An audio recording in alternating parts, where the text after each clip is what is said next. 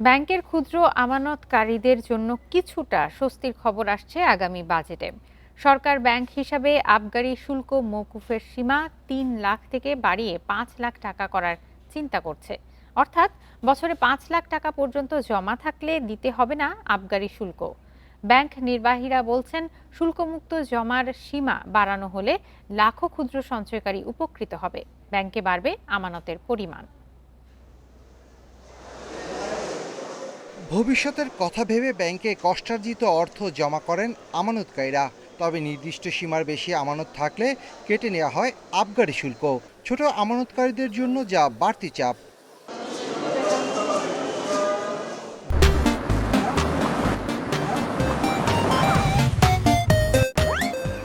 বর্তমানে কোনো গ্রাহকের ব্যাংক হিসেবে বছরে সর্বোচ্চ ৩ লাখ টাকা পর্যন্ত জমা থাকলে আবগারি শুল্ক দিতে হয় না।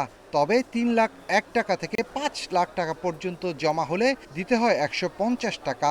আগামী বাজেটে ৫ লাখ টাকা পর্যন্ত আমানতে আবগারি শুল্কমুক্ত রাখার প্রস্তাব আসতে পারে। এ সীমা আরও বাড়ানোর দাবি জানিয়েছেন আমানতকারীরা।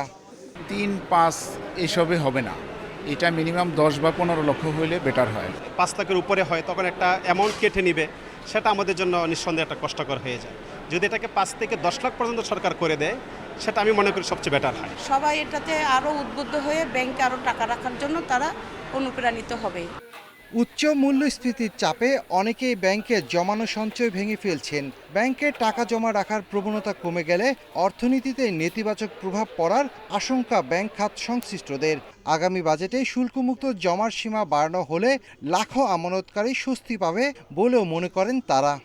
যারা গ্রাহক তাদেরকে এতদিন ৩ লক্ষ টাকার উপরে আবগারি শুল্ক প্রদান করতে হতো, এখন যখন এটা ৫ লক্ষ টাকা হবে, আমার বিশ্বাস ক্ষুদ্র গ্রাহক যারা ব্যাংকে টাকা রাখতো তারা আরও উৎসাহিত হবে এবং তারা লাভবান হবে। এই মুদ্রাস্ফীতিজনিত কারণে কিন্তু ৩ লাখ টাকা এখন ৫ লাখের সমকক্ষ চলে আসছে।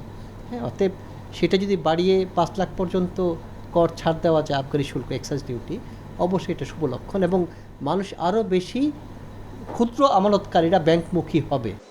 আগামী অর্থবছর থেকে ব্যাংক হিসাবে ৫ লাখ টাকা থেকে ১০ লাখ টাকা পর্যন্ত স্থিতি থাকলে ৫০০ টাকা শুল্ক দিতে হবে।